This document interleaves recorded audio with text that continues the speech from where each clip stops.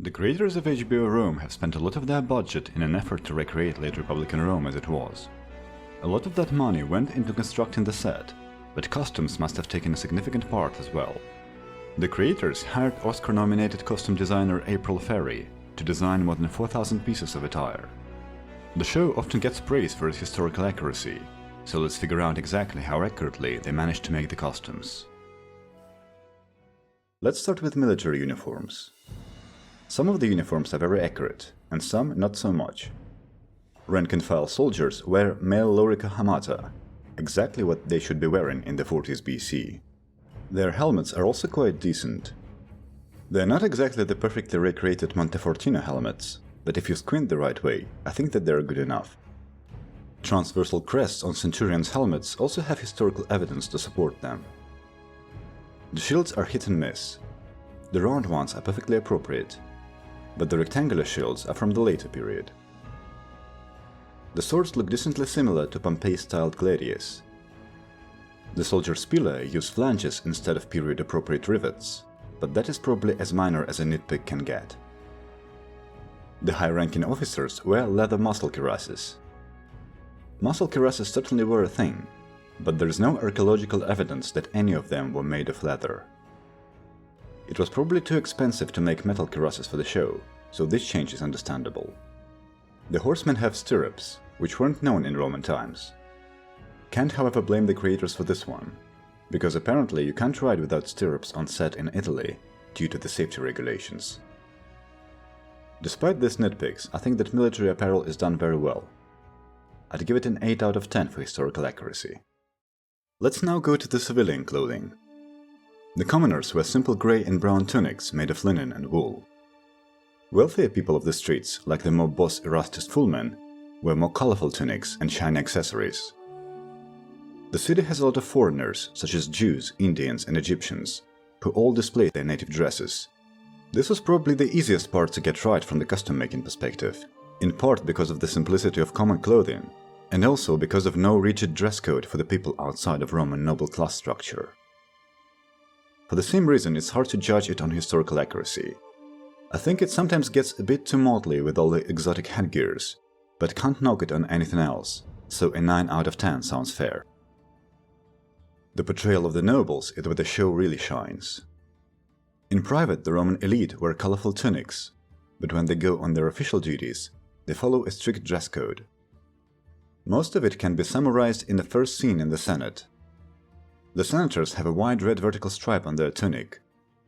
The stripe is called laticlavus and signifies senatorial class. Of course, everyone in the Senate wears toga. The toga was a symbol of citizenship. Senators had to wear it on the job, even if they didn't like the hassle of putting on 20 square meters of woolen cloth. The simple toga of Roman citizen was called toga virilis. It was made of undyed wool, so it would have had off-white color to it. The stripe on the toga's border generally signified a magistracy. Toga with a stripe was called toga praetexta. As you can see in this scene, almost everyone is wearing either toga virilis or a toga praetexta. The one person standing out from the crowd is Cato, who wears a plain black toga. This one is called toga pulla, and was supposed to be worn at funerals and during mourning.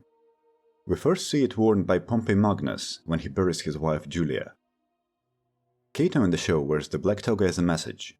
He mourns not a particular person, but the Roman Republic that is dying through the actions of power-hungry generals. Wearing a black toga symbolically even has a historical precedent. When Cicero was exiled from Rome, his supporters wore black togas in protest of his banishment. The show also has other types of togas. One of them is worn by Lucius Vorenus.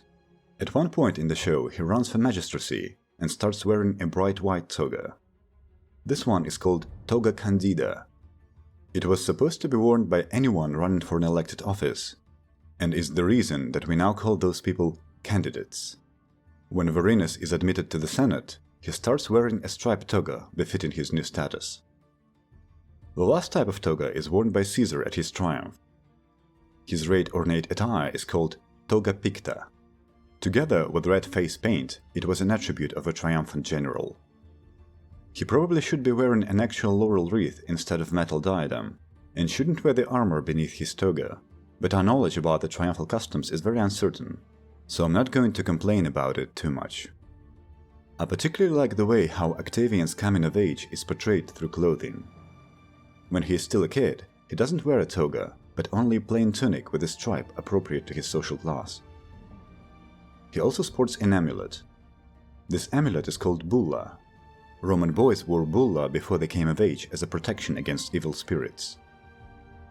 When he reaches his adulthood, Octavian ditches his necklace and dons the proper toga of manhood.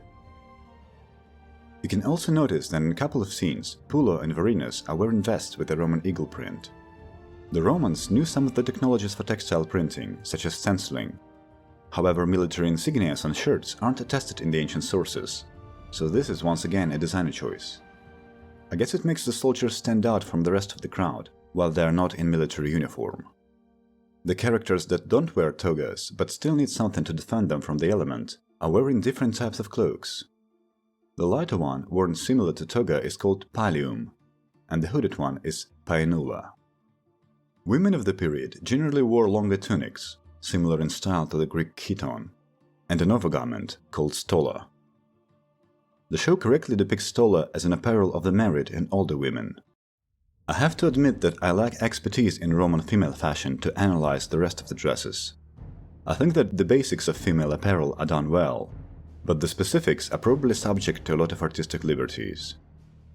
The one nitpick I have with the civilian clothing in the show is that they seem to overdo it with colorfulness.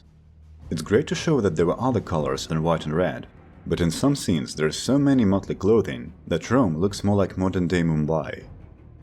Also, for some reason, show creators decided to make Pompey Magnus a fashion icon of Republican Rome. The general wears all sorts of exotic dresses that look really outlandish. Then again, maybe it's some aspect of his biography I'm not aware of, and he was in fact fond of wearing Turkish bathrobes on the regular. I still think that civilian clothing is done admirably in the show. The freedoms that the costume designers took with the color palette are noticeable, but aren't too distracting, so I'd rate it a very high 8 out of 10. Last thing I'm going to complain about is the ever-presence of armbands. For some reason, people in Hollywood just love dressing their Roman characters in various wrist guards, vamp braces and so on. Some bracers did exist in that historical period, but they weren't worn by many. And the Romans certainly didn't wear them in bed, as the show would have you believe. Despite all of my nitpicks, I'd say that the creators did an overall great job with the costumes. There is a good bit of artistic license, and some budgetary constraints are apparent, but it's still head and shoulders above almost every other depiction of Rome in popular media. I hope you liked the video and learned something new. If there is something else you would want to add to my analysis, feel free to write about it in the comments. Thanks a lot for watching till the end, and I will see you in the next one.